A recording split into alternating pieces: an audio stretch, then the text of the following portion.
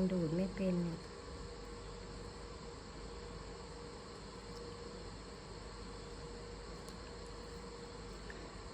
มาเล่ลูกแมวกินนมนะครับ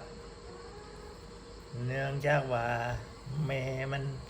นมไม่เพียงพอลูกมากเกินลูก5 ตัว ก็เลยล่องซื้อนมเพมาให้นะครับ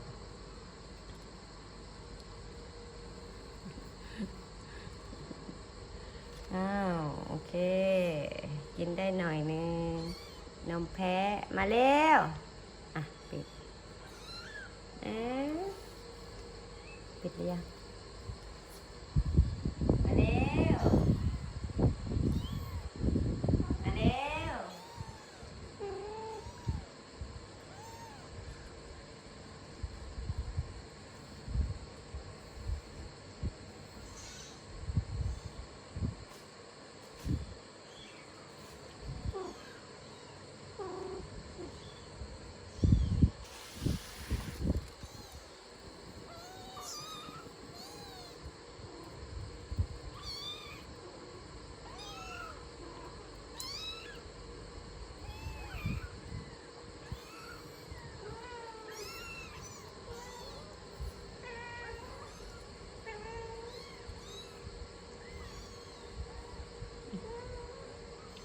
ฝึกกินลูกฝึกกิน